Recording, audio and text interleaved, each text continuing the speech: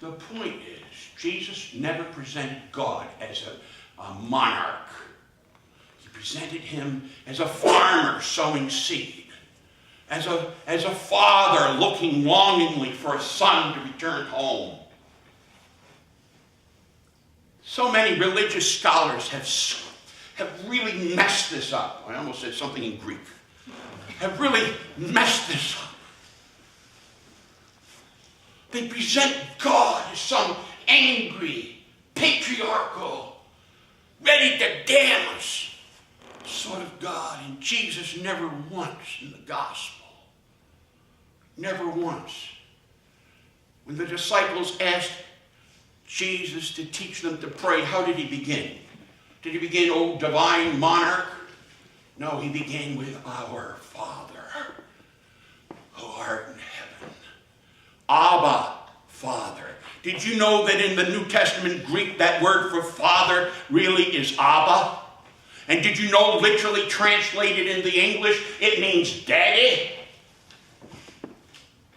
I'm talking about Greek to English. Our daddy. Wow. That's different. It's in the text. Jesus never presented God as a gotcha personality. Religious scholars always get upset with this message. The literalists always get upset with this message. Those who want to control the behavior of others will always get upset with this message. But the Jesus of the Bible said that yes, we are lost. Yes, we often lose our way. We've done this on trips, at least I have. I remember one time as a little kid, we were going to take a trip into Canada and northern Maine. My father built a box on the top of the Ford Galaxy car that probably got 5 miles to a gallon.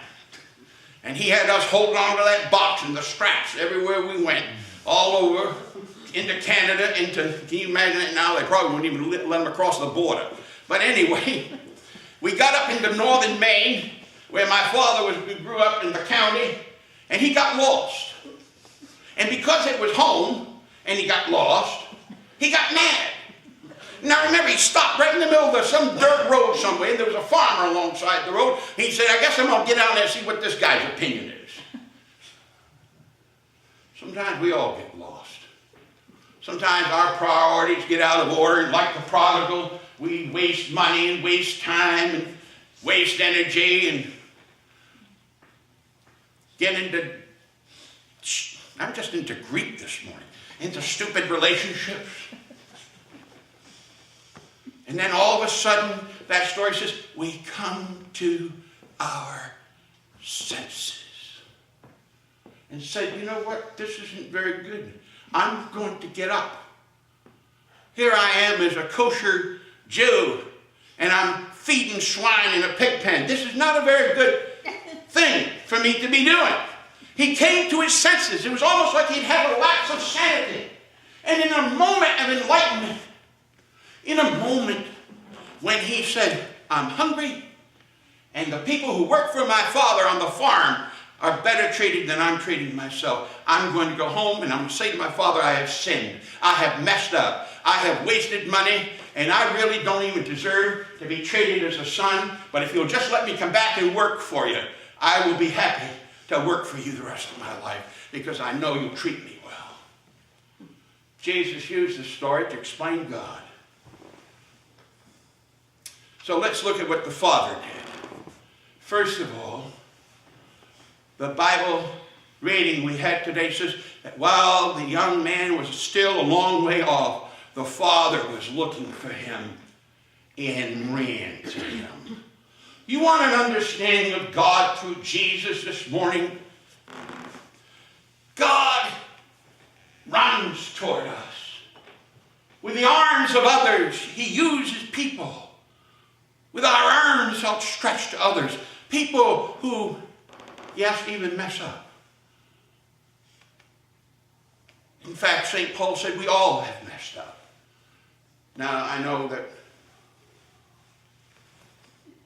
we don't like to look at that, but none of us are perfect. We can buy that, generally, as a statement of faith in the Methodist Church. We're not perfect.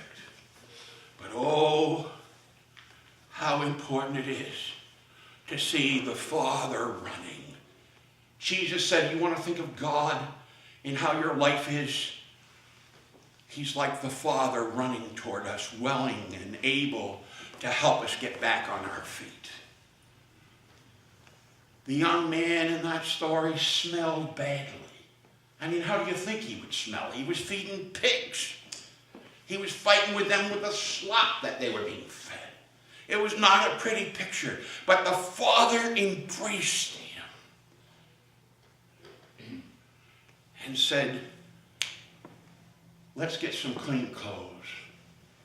Let's get him in the tub. Let's get him cleaned up. Let's put clothing on him.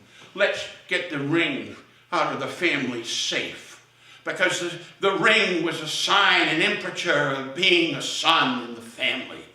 And he said, oh, by the way, get shoes for him. Why was that significant? Because servants didn't wear shoes. The family did. I'm doing a full restoration. And we're going to kill the fatted calf and have barbecue. Beef. Get the best wine. It's a cause for celebration. And so in response to the criticism that Jesus had for associating with people who had messed up, he said, you've got it all wrong. I don't care if you have a PhD in theology or you're a religious scholar, you've got it wrong. God is like a father that runs. God is like one who says, bring the band. You read the text. They began to pull music together. There was a jam session. They got the drums. They got the guitars. They got whatever it took. And they danced and they sang and they celebrated. That's a very different picture of God. And I think it's a model for us. Because we all struggle with those painful pieces of our lives where maybe people don't speak to us that are close to us. And it's hard. Those words treat our worst enemies as though they could become our best friends, is the way I want to live my life. Put it in Jesus' words, do unto others what you would have done to you. I want to live my life. I want to live my life attempting to treat those who may be my enemies as though they could become my best friends. I think the Father anticipated a change and was ready for this return. Let us not be limited by what we see in people and how they're behaving this morning toward us, but let us believe the best in people. Let us believe that people can be changed, that relationships can be healed, that there can be reconciliations. And then, by God, let's throw a party. Amen.